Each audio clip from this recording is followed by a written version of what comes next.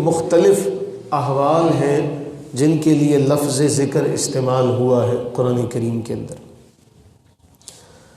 اللہ تعالیٰ کو انسان یاد کرتا ہے۔ دانشوروں نے اور فقہاء نے ذکر کرنے کے اسباب بھی تحریر کیے کہ کون کون سے معاملات ہیں یا کون سی ایسی وجوہات ہیں جن وجوہات کی بنا پر بندہ اللہ تعالیٰ کو اللہ کا ذکر کرتا ہے، اللہ کو یاد کرتا ہے۔ ان میں سر فہرست یہ ہے، ہم قرآن اٹھاتے ہیں تو قرآن میں فرمایا یہ آسمان و زمین، یہ رات دن کا آنا جانا، یہ کشتیوں کا چلنا، آخر میں فرمایا کہ یہ نشانیاں ہیں۔ یہ کیا ہیں؟ نشانیاں ہیں۔ خلق السماوات والارض ان فی خلق السماوات والارض واختلاف اللیل والنہار والفلک التی تجری فی البحر، سب چیزوں کا ذکر کرنے کے بعد فرمایا یہ نشانیاں ہیں عقل مندوں کے لیے۔ کن کے لیے؟ عقل مندوں کے لیے۔ تو نشانیوں کو دیکھ کر بھی بندہ اللہ کو یاد کرنے لگ پڑتا، یعنی جب وہ آفاق کی طرف دیکھتا ہے اور پھر خود اپنی طرف بھی اگر دیکھے، جو قرآن کریم نے فرمایا کہ اپنی ذات میں بھی دیکھو تو تمہیں پتہ چلے گا کہ واقعی تمہیں کسی نے تخلیق کیا ہے۔ تو نشانیوں کو دیکھ کر ذکر کرنا۔ بعض اوقات انسان مصیبت میں یاد کرتا ہے، تنگ دستی ہو، مصیبت ہو تو پھر اسے یاد آتی ہے، اور اللہ تعالیٰ کی یاد مصیبت میں، مشکلات میں شدت سے آتی ہے۔ انسان کو کوئی تکلیف آ جائے، اللہ سب کو اپنی رحمت کا صدقہ محفوظ و معمون فرمائے۔ پھر جب احسانات کو یاد کرتا ہے بندہ، جب نشانیوں کو دیکھتا ہے تو پھر خود بخود اس کو یاد آتا ہے۔ پھر احسانات کا جب تذکرہ ہوتا ہے، کبھی وہ محبت کی بنا پہ یاد کرتا ہے اور کبھی خوف کی بنا پہ یاد کرتا ہے۔ یہ مختلف واقعات ہیں، احوال ہیں جن میں انسان کو اللہ تعالیٰ کی یا کسی کی بھی یاد جو ہے وہ آتی ہے۔ تو قرآن کریم نے ہمیں بارہا مقامات پر اس طرف توجہ دلائی کہ اے ایمان والو، اذکروا اللہ ذکرا کثیرا، تم اللہ کا ذکر کرو کثرت کے ساتھ۔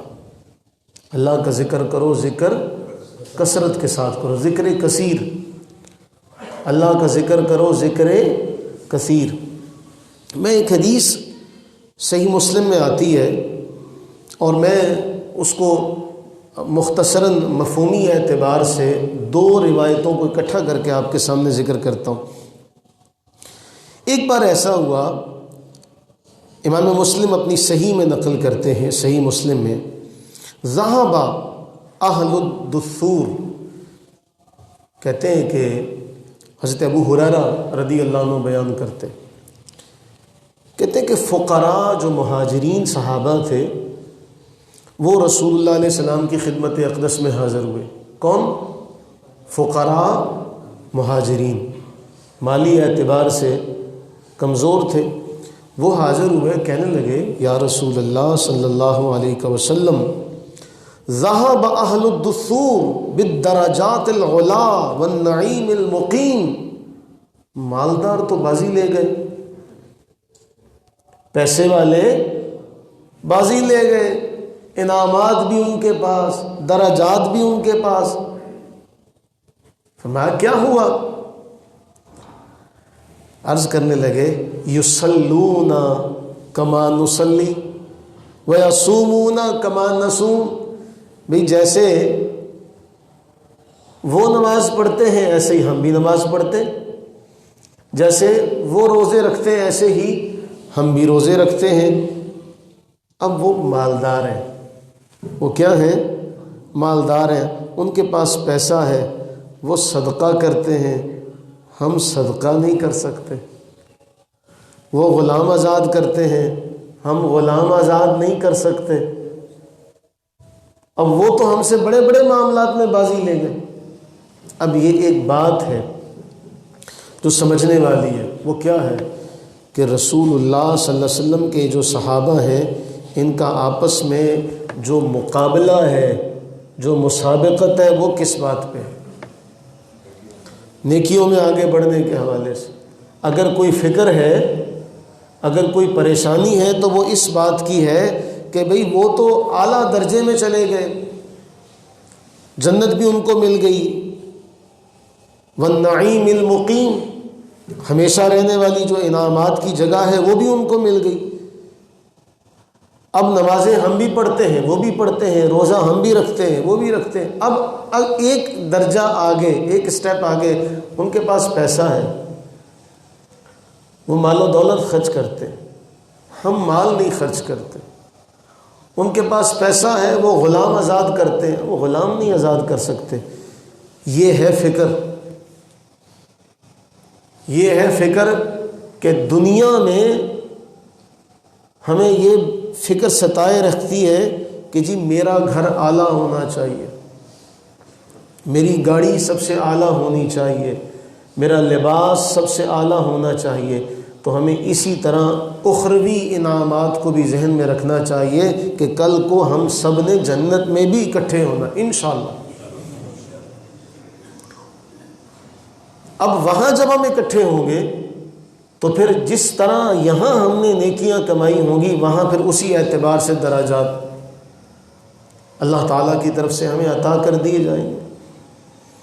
چونکہ دارالعمل یہ ہے، وہ دارالجزا ہے، دارالجزا یہ نہیں ہے، یہ دارالعمل ہے۔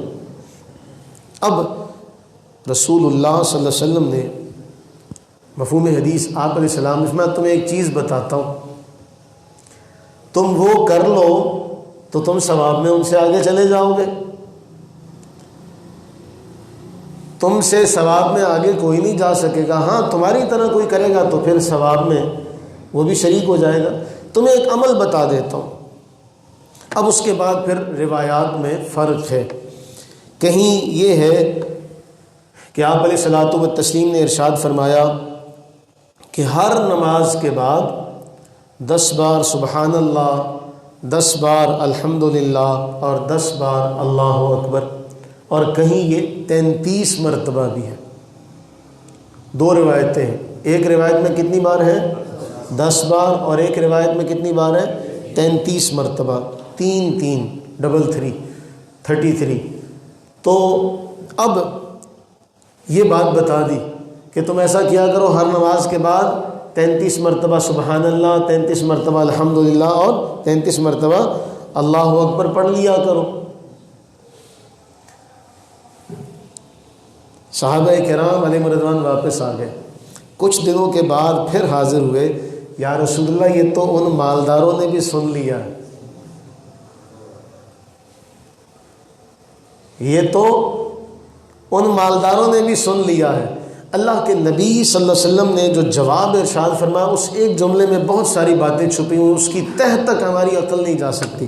فرمایا یہ اللہ کا فضل ہے، ذالک فضل اللہ، یہ اللہ کا فضل ہے، وہ جسے چاہے گا یؤتیہ من یشاء،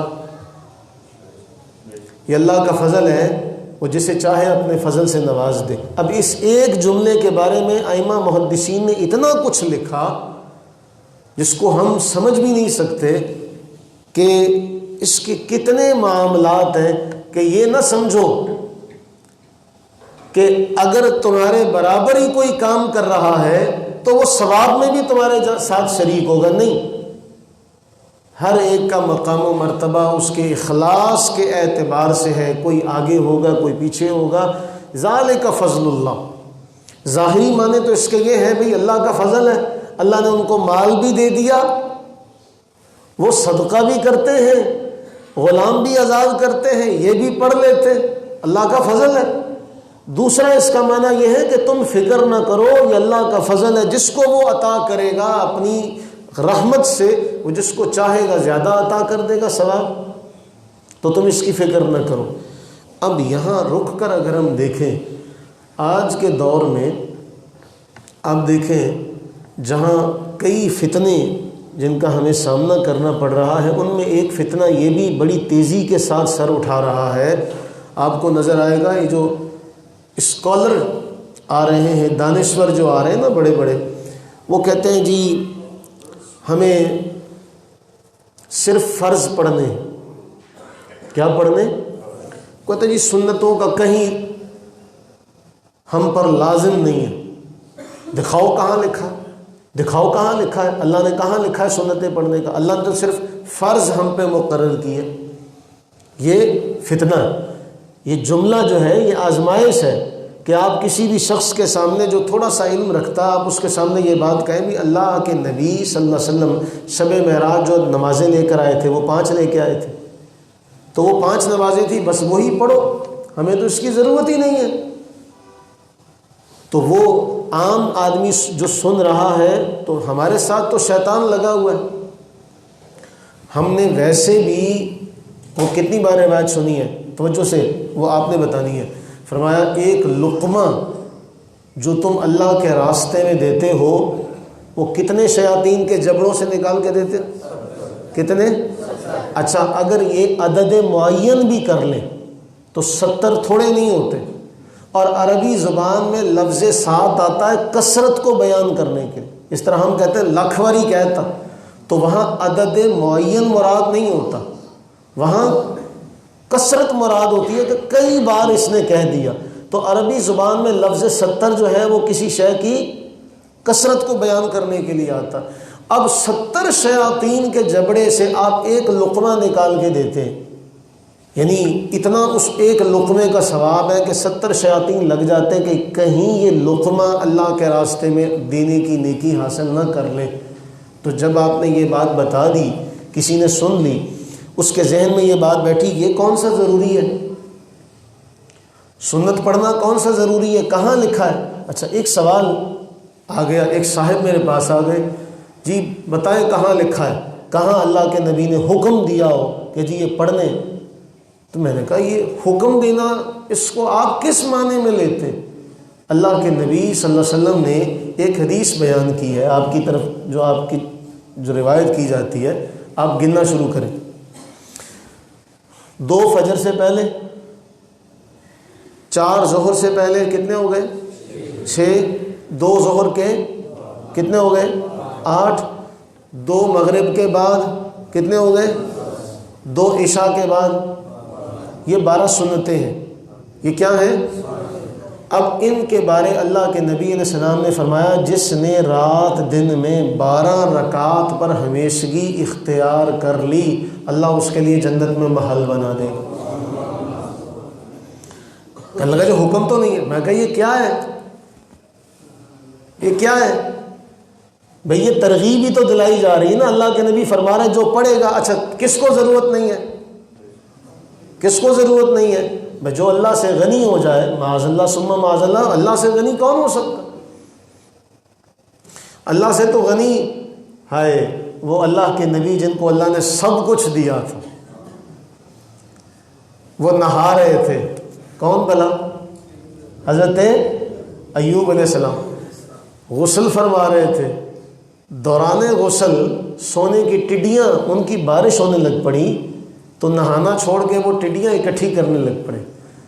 تو اللہ تعالیٰ نے وحی فرمائی اے ایوب الم اکن اغنیتک عما ترى، ہم نے آپ کو اتنا کچھ دے دیا، اتنا مال دے دیا، ابھی بھی آپ کو اس کی حاجت ہے؟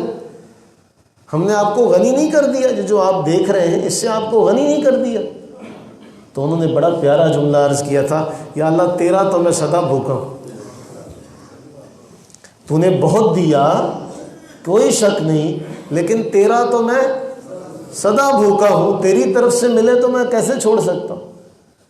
اب یہ نہ ذہن میں آئے، مفسرین نے لکھا صرف ایک جملہ، مفسرین نے لکھا کہ ان کے پاس کھیتوں پر زمین پر ہل چلانے کے لیے 500 بیلوں کی جوڑیاں تھیں۔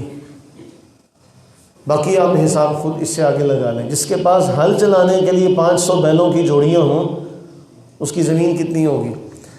اور آپ اس سے بھی اندازہ لگا سکتے ہیں کہ آپ چلے جائیں دیہاتوں میں تو آپ یہ بھی تحقیق کر لیجئے گا کہ ایک جوڑی سے کتنی زمین پر ہل چلایا جاتا ہے۔ تو 500 بیلوں کی جوڑیاں، اور اس کے بعد جب اللہ کی طرف سے وہ انعام ملتا ہے تو وہ اس کو ضائع نہیں کرتے۔ تو کون یہ چاہے گا کہ رسول اللہ علیہ السلام اتنی بڑی بات بیان کریں کہ تمہارے لیے اللہ جنت میں محل بنا دے گا، اس کے بعد بھی کہیں جی کہاں لکھا ہے؟ اب ان جو یہ سوال کرتے کہاں لکھا ہے، ان سے پوچھئے کہ یہ پھر فقراء صحابہ رسول اللہ علیہ السلام کے پاس کیا کرنے گئے تھے؟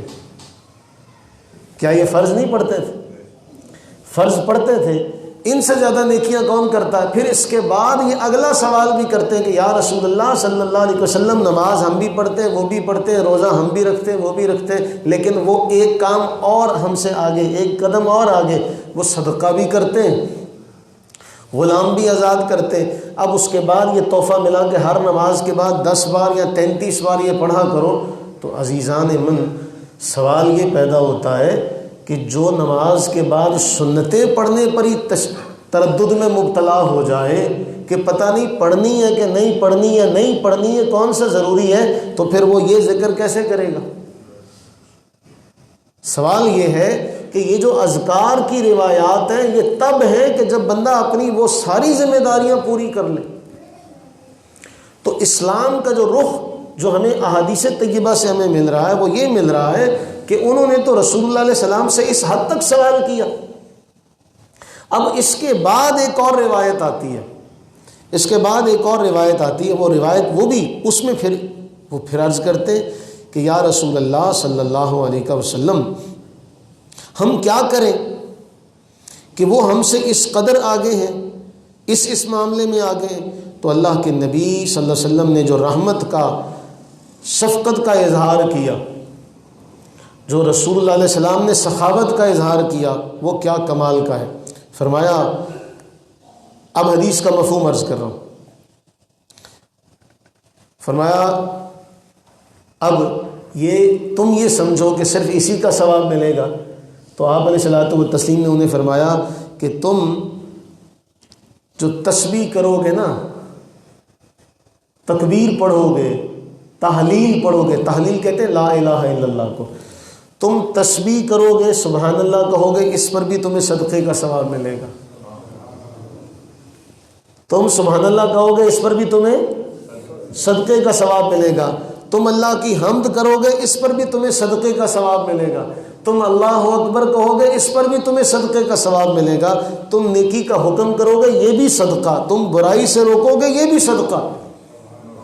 پھر ایک جملہ مفہومی طور پہ بتا دوں، مفہوماً عرض کرتا ہوں کہ فرمایا پھر اگر ایسا کوئی معاملہ آ جاتا ہے، کوئی شوہر ہے وہ اپنی بیوی کے ساتھ جو وظیفہ ہے زوجیت کا وہ ادا کر لیتا ہے تو اس میں بھی اس کو ثواب ہی ملے گا۔ اب یہ بات سمجھیے کہ آخر یہ فقراء صحابہ رسول اللہ علیہ السلام کے پاس گئے تو گئے کیوں تھے؟ اس لیے گئے تھے کہ اللہ تعالیٰ نے قرآن میں فرمایا ہے کہ میرا ذکر کثرت سے کرو، میرا ذکر کثرت سے کرو۔ اگر صرف نماز ہی مراد ہوتی تو اللہ نے نماز جہاں قائم کرنے کا حکم دے دیا وہی کافی تھا، اس کے بعد پھر علیحدہ سے بار بار جو ذکر کرنے کا کہا گیا اس کا مقصد کیا ہے؟ یعنی نماز کا قائم کرنا یہ ایک الگ معاملہ ہے، اس کے بعد بار بار قرآن فرما رہا ہے ذکر کرو، ذکر کرو، ذکر کرو، ذکر کرو، تو پھر اس کا معنی یہ ہوا کہ اس کے بعد تم اس میں مشغول ہو جاؤ۔ اور اس میں ایک بڑی اہم بات بعض ہمارے صوفیاء نے لکھا، میں ایک حدیث اس کے بعد سناؤں گا۔ فقہا فرماتے ہیں اور حافظ ابن قیم نے یہ لکھا کہ والمشاہدات والتجربات شاہدان بذالک، کہتے ہیں کہ مشاہدہ اور تجربہ اس سے یہ بات سامنے آئی، فمن عود لسانہ ذکر اللہ سان اللہ لسانہ عن الباطل واللغو، جو اپنی زبان کو اللہ کے ذکر پر لگا دے، جو اپنی زبان کو اللہ کے ذکر پر لگا دے تو اللہ بھی اس کی زبان کو ہر باطل اور فضول کام سے بچا لیتے ہیں۔ یہی ہے نا جملہ کہ زبان ہماری پاک نہیں ہے، ہم اس زبان سے نہ جانے کتنے گناہ کرتے، حالانکہ اسی زبان سے وہ لوگ بھی تسبیح کرتے ہیں جو اللہ کے ولی ہیں، اور وہ جو چاہے کرتے ہیں، جو اللہ کی تقدیر وہ کرتے ہیں، اور ان کی زبان سے جملہ نکلتا ہے، دنیا دیکھتی ہے کہ وہ پورا ہوتا ہے۔ اب جب سارا ایک طرح کا معاملہ ہو گیا تو زبان جب پاکیزہ نہ رہی تو زبان سے جب ذکر کیا جائے گا پھر اس کا بھی وہ اثر نہیں ہوگا۔ ایک بہت بڑے فلسفی اور دانشور تھے، تو ایک آدمی کو جو بیٹھا اللہ کا ذکر کر رہا تھا، اللہ اللہ کر رہا تھا، تو وہ اسے کہنے لگے یار یہ اللہ اللہ کرنے سے کچھ ہوتا ہے؟ صرف زبان سے ہی تو کہہ رہا ہے نا اللہ اللہ، اس سے کیا ہوتا ہے؟ تو وہ کوئی درویش وہاں بیٹھا تھا، اس نے کہا گدھا۔ اس فلسفی کو، دانشور کو کیا کہا؟ گدھا۔ وہ کہنے لگا آپ نے مجھے گدھا کہا لفظوں کا اثر ہوتا ہے کہ نہیں ہوتا؟ لفظوں کا اثر ہوتا ہے کہ نہیں ہوتا؟ لفظ بھی اثر رکھتے ہیں، لفظ زبان بھی رکھتے ہیں، لفظ ہاتھ بھی رکھتے ہیں، ناخن بھی رکھتے ہیں۔ اسی لیے تو کہا تھا جراحات السنان لحد تیام ولا یلتام ما جرح اللسان۔ حضرت مولا علی شیر خدا رضی اللہ عنہ کی طرف منسوب شعر ہے یہ کہ تیروں تلواروں کا زخم تو بڑا معمولی سا ہوتا ہے، مندمل ہو جاتا ہے، لیکن زبان کا زخم کبھی نہیں ملتا، یہ اتنی تلوار اور تیر سے زیادہ تیز ہے۔ تو حافظ ابن قیم نے لکھا کہ جو اپنی زبان کو اللہ کے ذکر پر لگا دے پھر اللہ اس کی زبان کو ہر باطل سے اور ہر فضول کام سے بچا لیتا ہے، لیکن جس کی زبان اللہ کے ذکر سے خشک ہو جائے، یعنی اس کو اللہ کے ذکر کا پانی نہ دے۔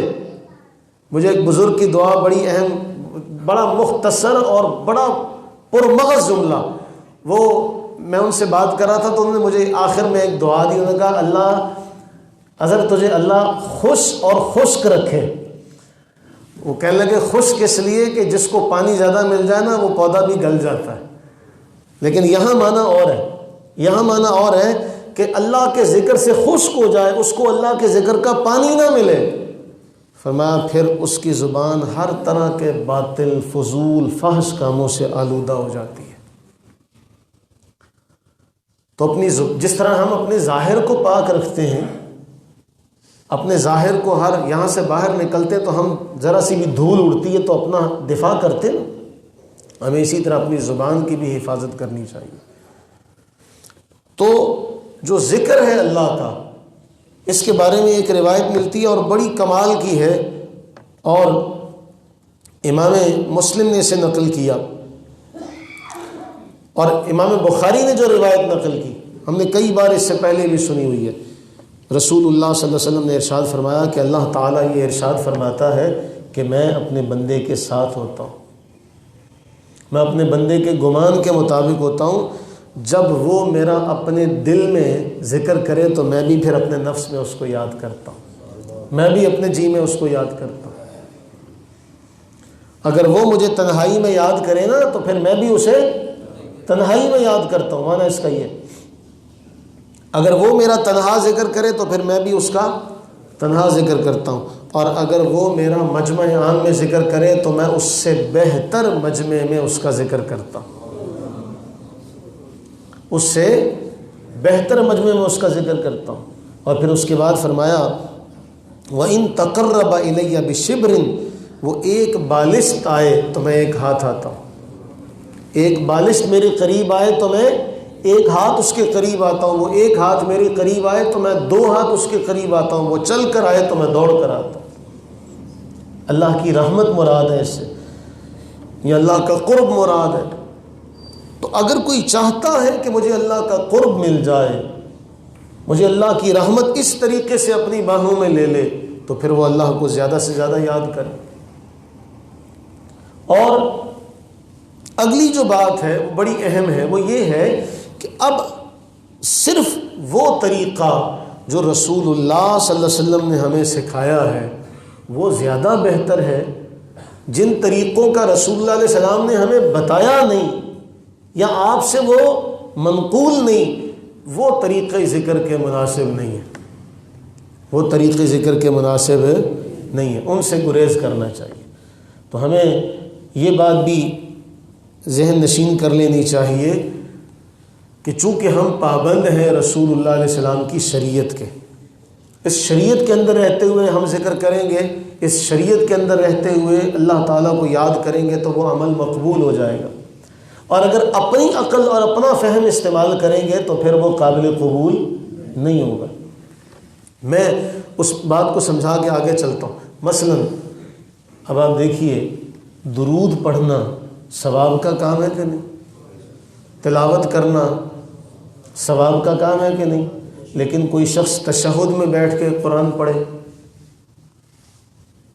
یا رکوع کے اندر قرآن پڑھے تو وہ کہے کہ جی میں کو غلط کر رہا ہوں۔ بولی، ایک آدمی رکوع میں قرآن پڑھتا ہے، آپ اسے کہتے ہیں بھئی رکوع میں قرآن نہیں پڑھا جائے گا، یا تشہد میں قرآن نہیں پڑھا جائے گا، یا قیام میں کھڑا ہو کے وہ فاتحہ کے بجائے درود پاک پڑھنے لگ پڑے اور پھر سارے درود کے فضائل آگے سے سنانا شروع کرے، بھی یہ فضیلت ہے، یہ فضیلت ہے، یہ فضیلت ہے۔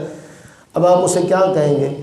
ساری فضیلتیں ایک طرف، لیکن یہ موقع محل یہاں نہیں ہے۔ تو ہم جب شریعت محمدی کے اس دائرے کے اندر آ گئے تو ہم ہر اس طریقے سے ہی کام کریں گے جس طریقے سے ہمیں ہمارے آقا کریم صلی اللہ علیہ وسلم نے حکم دیا ہوگا۔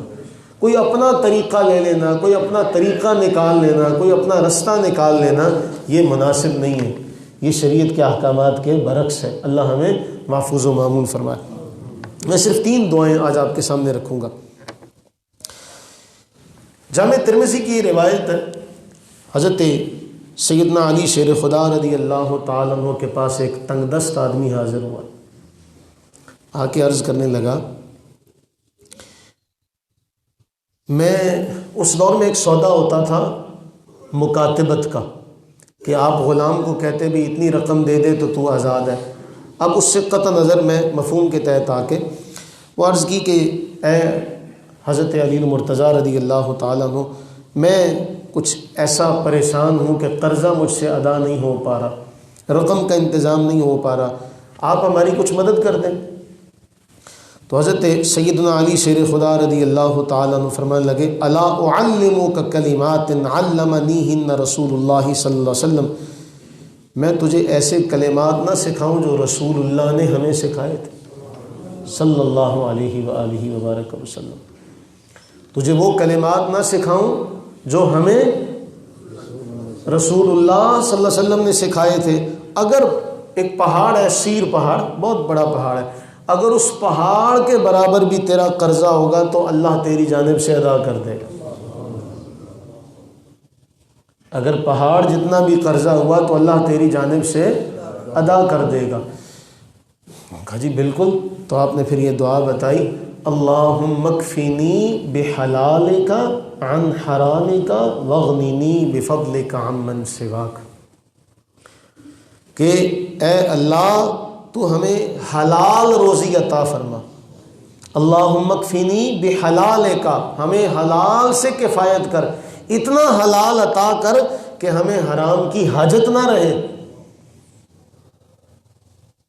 حلال اتنا دے دے کہ ہم حرام کی طرف منہ ہی نہ کریں، اور پھر وغننی بفضلک عمن سواک، اپنے فضل سے نواز دے، ایسا نواز دے کہ کسی اور سے مانگنا ہی نہ پڑے، سوائے تیرے کسی اور سے اتنا غنی کر دے باری تعالیٰ، اپنا فضل ہم پہ اتنا غنی کر دے کہ تیرے سوا کسی کے سامنے دست سوال دراز نہ کرنا پڑے۔ ایک تو یہ دعا، اللہم اکفینی بحلالک، اگر یہ جمع کے ساتھ پڑھیں تو اللہم اکفینا بحلالک عن حرامک واغننا بفضلک عمن سواک۔ ہم یہ دعا اکثر جب اجتماعی دعا ہوتی تو اس میں یہ دعا اکثر مانگی جاتی ہے، صبح کی نماز میں مانگی جاتی ہے، اکثر جب میں دعا کرتا تو اس میں یہ جملہ عموماً اللہم اکفینی بحلالک یا اللہم اکفینا بحلالک عن حرامک واغننا بفضلک عمن سواک۔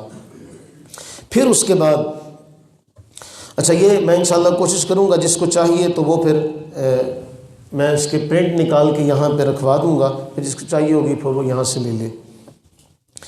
ایک اور دعا بڑی کمال کی ہے، ویسے تو 2 دعائیں ہیں لیکن صرف پھر میں آج ایک ہی، اگلی جو ہے اگلے جمعے میں انشاءاللہ رکھوں گا۔ اب دو دعائیں ہیں، دو دعاؤں میں سے کون سی ایک جو ہے وہ آج ذکر کر دوں؟ ایک تو وہ ہے اس کے بارے رسول اللہ علیہ الصلوۃ والتسلیم نے فرمایا کہ جسے کوئی پریشانی ہو، مصیبت ہو، وہ اس دعا کو پڑھے، اللہ اس کی مصیبت اور پریشانی دور کر دے گا۔ ایک دعا تو یہ ہے۔ دوسری دعا ہے پیر کرم شاہ نظری رحمہ اللہ نے ضیاء القرآن میں لکھی، اور وہ بھی حدیث کے حوالے سے ہے۔ جو جملہ پیر صاحب نے لکھا وہ لکھا کہ قرض کی ادائیگی اور کسی کو بھوک ہو، یعنی وہ سیر ہونا چاہتا ہے ہر حوالے سے، فرمایا یہ دعا اس کے لیے اکسیر کا حکم رکھتی ہے۔ پہلی کہ دوسری؟ اچھا دونوں نہیں مانگ رہے؟ اچھا جی، میں حدیث شروع کرتا ہوں۔ یہ ہم نے صبح کی جو درس ہے اس میں یہ دعا ہم نے پڑھی ہے۔ حضرت عبداللہ ابن مسعود رضی اللہ عنہ اس کو روایت کرتے، فرمایا ما اصاب احدا قط ہم ولا حزن، کسی کو کوئی مصیبت ہو، کوئی تکلیف ہو، وہ یہ دعا پڑھے۔ اب اس کا جو اجر ہے یہ آخری جملہ دعا کے بعد بتاؤں گا۔ فرمایا جس کو کوئی دکھ ہو، کوئی مصیبت ہو، کوئی تکلیف ہو، وہ یہ دعا پڑھے۔ دعا پہلے میرے ساتھ پڑھ لیں، پھر اس کے بعد بتاتا ہوں۔ اللہم انی عبدک وابن عبدک وابن امتک ناصیتی بیدک ماض فی سمیت بہ نفسک او علمتہ احدا من خلقک او انزلتہ فی کتابک او استأثرت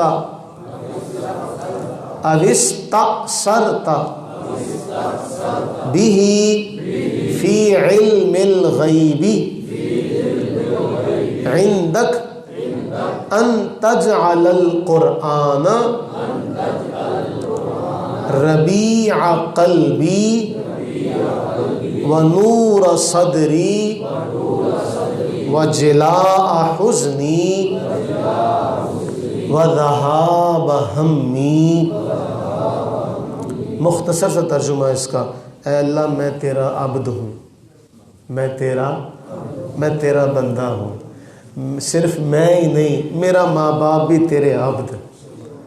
یہ ہے جملہ، اے اللہ میں بھی تیرا عبد، میرا باپ بھی تیرا عبد، میری ماں بھی تیری خادمہ، میں تیرے خادموں کا، تیرے خادم کا، تیری خادمہ کا، تیرے غلام کا بیٹا، میں بھی تیرا عبد۔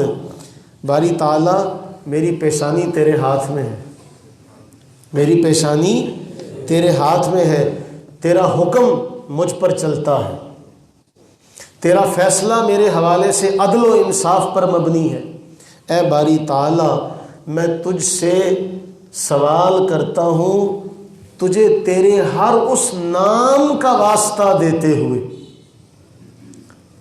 تجھے تیرے ہر اس نام کا واسطہ دیتے ہوئے جو تو نے اپنا رکھا ہے، یا تو نے اپنی مخلوق میں سے کسی کو وہ نام سکھایا ہے، یا تو نے کسی کتاب میں نازل کیا ہے، یا تو نے کسی کو بھی نہیں بتایا، اپنے پاس رکھا ہے۔ اے باری تعالیٰ تجھے تیرے اس نام کا واسطہ، ہر اس نام کا واسطہ، تیرے تمام ناموں کا واسطہ۔ اور کیا کر، ان تجعل القرآن ربیع قلبی، قرآن کو میرے دل کی بہار بنا دے، قرآن کو میرے دل کی، ونور صدری، میرے سینے کا نور بنا دے، وجلاء حزنی وذہاب ہمی، اے باری تعالیٰ تو میرے غموں کو لے جا، میرے غموں کو لے جا، میری پریشانی کو لے جا، میرے غم اور میری پریشانی کو لے جا۔ اللہ کے نبی علیہ السلام نے پتہ کیا فرمایا؟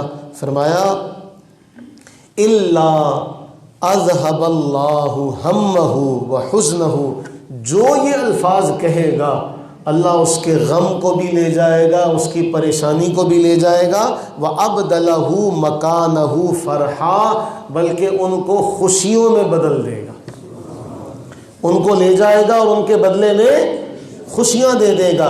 جب یہ دعا سکھائی نا رسول اللہ علیہ السلام نے، یہ صحابہ کا احسان ہے ہم پہ، صحابہ کا احسان ہے۔ کسی نے جب یہ سن لی، یا رسول اللہ صلی اللہ علیہ وسلم، اے اللہ کے نبی صلی اللہ علیہ وسلم، ہم یہ دعا سیکھ لیں سارے، ہم یہ دعا سارے سیکھ لیں، الا نتعلمها، ہم یہ سارے سیکھ لیں؟ تو رسول اللہ علیہ السلام نے جملہ فرمایا بلا ینبغی لمن سمعها ان يتعلمها، ہاں کیوں نہیں، بلکہ چاہیے تو یہ کہ جو اس کو سنے وہ اس کو یاد کر لے، جو اس کو سنے وہ اس کو یاد کر لے۔ اس سے بڑی دعا اور کوئی نہیں۔ ہم ادھر ادھر ٹونوں ٹوٹکوں کے پیچھے ہم لوگ بھاگتے اور ہاتھ ہمارے کچھ بھی نہیں آتا، تو بجائے اس کے کہ وہ ادھر ادھر سے جو ہم نے ٹکڑے اکٹھے کیے ہوئے ہیں، ٹونے ٹوٹکے جو ہم نے کرنے ہیں، اس کے بجائے ہم وہ الفاظ کیوں نہیں یاد کرتے، وہ الفاظ کیوں نہیں بارگاہ الہی میں عرض کرتے جو اللہ نے اپنے محبوب کو تعلیم کیے، اور محبوب کریم علیہ السلام نے پھر صحابہ کو سکھائے، اور صحابہ نے پھر ہمیں سکھائے۔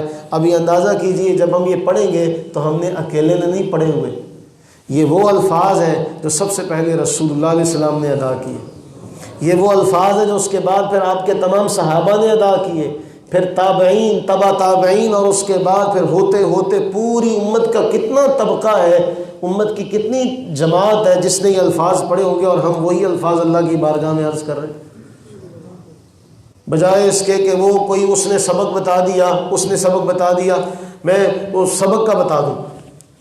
وہ جی ایک سبق مجھ تک پہنچا، میں وہ بات چھپا لیتا ہوں، صرف اتنی بات کو، جی آپ سورہ ناس پڑھنی ہے، آپ نے بھی شاید سنا ہوگا، سورہ ناس پڑھنی ہے۔ کیسے پڑھنی جی؟ قل اعوذ برب الناس، کہتا ناس ناس ناس ناس ناس ناس، اس کو 7 بار پڑھنا ہے، پھر ملک الناس ناس ناس ناس، یہ تصور رکھے کہ وہ ساری چیزیں ناس ہو جائیں، کیا ہو جائیں، یہ پڑھنا نہیں ہے، میں بتا رہا ہوں ابھی کہ تیرا کیوں جا کے قاری صاحب نے کیا سی پڑھ لے، یہ پڑھنا نہیں ہے۔ اچھا اب سننے والے نے بھی کہا ناس ناس ناس، سب چیزیں ناس ہو جائیں، وہ بھلے اللہ کے درویش، وہ ناس اس آیت میں تو لوگوں کو کہا گیا ہے، یہ عربی اڑا ناس ہوا، اردو اڑا ناس نہیں، وہ ہم کہتے ہیں تیرا ستیہ ناس ہو، وہ ناس اور ہے، یہ ناس اور ہے۔ یہاں تو الناس سے مراد ہے قل اعوذ برب الناس، یہاں ناس سے مراد ہے سارے لوگ۔ اے محبوب صلی اللہ علیہ وسلم فرما دیجئے میں پناہ میں آتا ہوں برب الناس، ایسی عظیم ہستی جو سارے لوگوں کا پالنہار ہے، ملک الناس جو سارے لوگوں کا بادشاہ ہے، الہ الناس جو سارے لوگوں کا معبود ہے۔ اور وہ کیا سکھا رہا ہے کہ ناس پڑھنا، ماں ناس کر رہے ہیں سارا کچھ، ہاں پھر وہ ہاتھ، اب جس کو آپ سکھائیں گے وہ تو اسی طرح پڑھے گا بیچارہ، تو بجائے وہ وظیفہ صحیح ہے کہ یہ صحیح ہے، بولیے۔ اب جب جس کو پتہ چل جائے گا وہ جا کے جس بابے نے بتایا ہوگا تو مولویوں نے کہا پتہ سانو پتہ، وہ یہی کہے گا نا، وہ جو بیٹھا ہوگا بیچارہ جس کے پاس اپنے کھانے پینے کے اپنے کپڑے پورے نہیں، وہ جو مانگ منگا کے بیٹھا ہے، اس کے پاس چلے جاتے ہیں ہمارے بھائی بھی بہنیں بھی، جا کے اپنا رونا اس کے آگے روتے ہیں۔ رسول اللہ علیہ الصلوۃ والتسلیم نے کون سی چیزیں جو نہیں سکھائی؟ اس دعا کے بعد کسی شے کی کمی رہ جاتی ہے؟